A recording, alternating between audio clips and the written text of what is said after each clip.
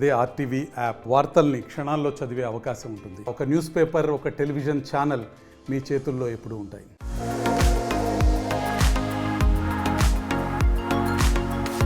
సొంతంగా ఎలక్ట్రిక్ బైక్ను తయారు చేశాడు ఓ ఎలక్ట్రీషియన్. తనకు వచ్చిన ఆలోచనతో కేవలం 50,000 రూపాయలతో ఎలక్ట్రిక్ బైక్ను తయారు చేసి ఔరా అనిపించాడు. ఇక ఒక్కసారి ఛార్జ్ చేస్తే 60 కిలోమీటర్ల దూరం వరకు వెళ్ళొచ్చని, తక్కువ ఖర్చుతో ఎక్కువ లాభం అని అతను చెప్తున్నాడు. నేను గత 20 సంవత్సరాల నుండి ఎలక్ట్రీషియన్ మోటార్ వైండింగ్ చేసుకుంటున్నా. ఆ పెట్రోలు రేటుకు భరించలేక ఒక ఎలక్ట్రానిక్ మోటార్ తెచ్చుకొని బ్యాటరీ పెట్టి బండి తయారు చేయాలనే ఆలోచన నాకు వచ్చింది. ఆ బండి తయారు చేయడానికి ఫస్ట్ పాత బండి కొనుక్కున్నా. పాత బండి కొనుక్కొని ఒక్క స్పాట్ తెచ్చుకుంటా. దాన్ని 2 నెలలు పట్టింది. ఆ 2 నెలల తర్వాత బ్యాటరీ రన్నింగ్ చేసుకొని బ్యాటరీ ఛార్జింగ్ చేస్తే 3 గంటలు ఛార్జింగ్ చేస్తే 50 కిలోమీటర్ల దూరం పోయి రావచ్చు.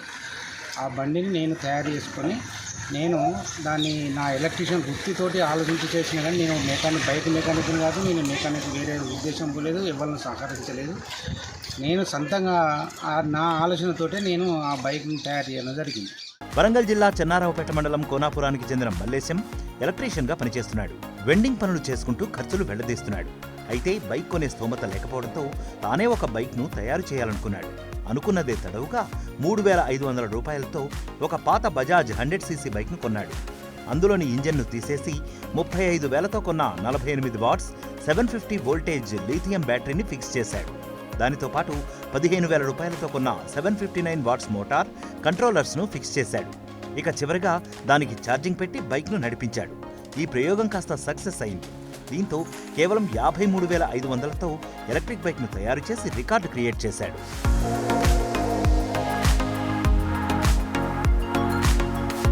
ఇక ఈ ప్రయోగానికి 2 నెలల టైం పట్టిందని, 3 గంటలు ఛార్జింగ్ పెడితే 40 కిలోమీటర్ల వేగంతో 60 కిలోమీటర్ల వరకు వెళ్లొచ్చని మల్లేశం చెబుతున్నాడు.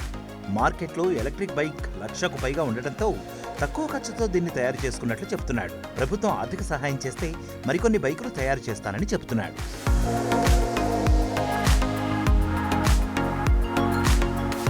మరిన్ని వీడియోస్ కోసం ఛానల్ ని సబ్స్క్రైబ్ చేయండి. లేటెస్ట్ అప్డేట్స్ కోసం వాట్సాప్ ఛానల్ ని ఫాలో చేయండి. అండ్ లింక్ డిస్క్రిప్షన్ లో ఉంది.